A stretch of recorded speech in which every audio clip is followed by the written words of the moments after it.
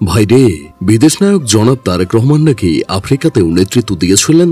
বিএনপির এই নেতা গর্ব করে বলেছেন, তারেক রহমান আফ্রিকার এক জায়গায় নেতৃত্ব দিয়ে মানুষকে ঐক্যবদ্ধ করেছিলেন এবং আন্দোলনের সফলতাও এনে দিয়েছিলেন। আফ্রিকার কোন দেশ সেটা তিনি অবশ্য বলেননি, তবে ধারণা করা যাচ্ছে দেশটা সুদান কিংবা উগান্ডা হবে।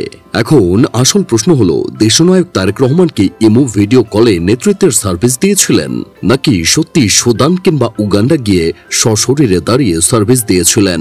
বিএনপির অনেক নেতাকর্মীর দাবি অনুযায়ী জুলাই মাসের গণঅভ্যুত্থানের প্রকৃত মাস্টারমাইন্ড ছিলেন এই বিদেশ নায়ক তারেক রহমান। তাদের থেকে শোনা যায় তিনি বিদেশে বসেই ভিডিও কলে পুরো জুলাই বিপ্লব এনে দিয়েছিলেন। একটা ভিডিওতে তো দেখলাম সঞ্চালক বিএনপির এক নেতাকে প্রশ্ন করলেন, ছাত্রদল ও বিএনপির পক্ষ থেকে বলা হচ্ছে তারেক রহমানের জুলাই আন্দোলনের মাস্টার মাইন্ড, কিন্তু সত্যিই কি আমাদের কোনো মাস্টার মাইন্ডের দরকার ছিল জুলাই আন্দোলনে? জবাবে সেই নেতা আত্মবিশ্বাসের সাথে বললেন, আমাদের পক্ষ থেকে কখনো বলা হয়নি যে তারেক রহমান মাস্টার মাইন্ড। আমি নিশ্চিত করে বলছি, আমরা সেটা দাবি করিনি। এখন ভাবুন, চোখের সামনে হাজার হাজার বিএনপির নেতা কর্মী গলা ফাটিয়ে বলছেন তারেক রহমান মাস্টার মাইন্ড ছিলেন, আর দলীয় নেতা আবার প্রকাশ্যে বলছেন বিএনপি থেকে এমন কোনো দাবি ওঠেনি। এই দ্বিমুখী অবস্থার কারণ কি?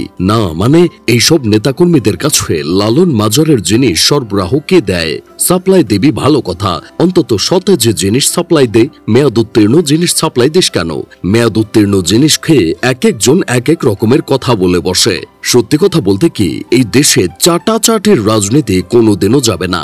আওয়ামী লীগ যখন ক্ষমতায় ছিল তখন তাদের নেতাকর্মীরা শেখ হাসিনার পায়ের তলা চাটতে চাটতে পায়ের ছাল চামড়া তুলে ফেলছিল।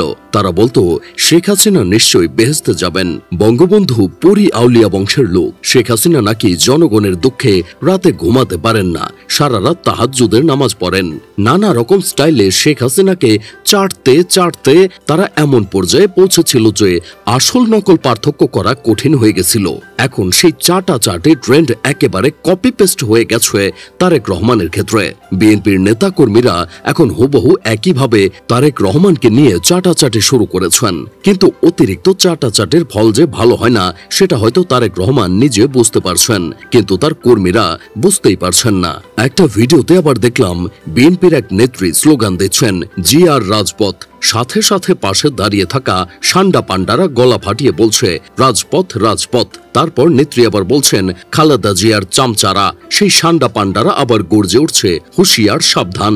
কিছুক্ষণ পরেই তারা নিজেরাই বুঝতে পারল নিজেদের নিতম্ভে নিজেরাই বাস ঢুকিয়ে ফেলেছে। আসলে 15 বছরের অভ্যাস তো একদিনে যায় না। আওয়ামী লীগ ক্ষমতা হারিয়ে বিএনপির রূপে ফিরে এসেছে, আর বিএনপি আওয়ামী লীগের পুরনো অভ্যাস হুবহু কপি করছে। আরেক ভিডিওতে তো দেখি এক নেত্রী ভাষণ দিতে গিয়ে মুখ ফসকে বলেই ফেললেন, জাতীয়তাবাদী ছাত্রদল সবসময় নারী নির্যাতনের পক্ষে ছিল এবং আজও তারা নারী পক্ষে কাজ করছে। এই সত্যিটা এভাবে প্রকাশ্যে বলে ফেলবেন, এটা হয়তো পাশে দাঁড়িয়ে থাকা যাত্রাবাড়ির সেক্টর কমান্ডার সাহেব কোনোদিনও কল্পনা করেননি, কিন্তু মাঝে মাঝে সত্যি কথা মুখ ফসকে বের হয়ে যায়, আর তখনই আসল রূপটা সবার সামনে স্পষ্ট হয়ে ওঠে। যাই হোক, শেষমেশ আমি গোলাম হোসেন একটা কাজের কথা কই। বাংলাদেশের রাজনীতিতে চাটাচাটি, দ্বিমুখী বক্তব্য, অদ্ভুত স্লোগান আর ভেজাল নাটকই প্রধান চালিকা শক্তি হয়ে দাঁড়িয়েছে। আওয়ামী লীগ হোক বা বিএনপি, দুই দলই ক্ষমতার খেলায় একই কায়দায় মানুষের আবেগ নিয়ে খেলছে। পার্থক্য শুধু মুখের বুলি আর চরিত্রের অভিনয়ে।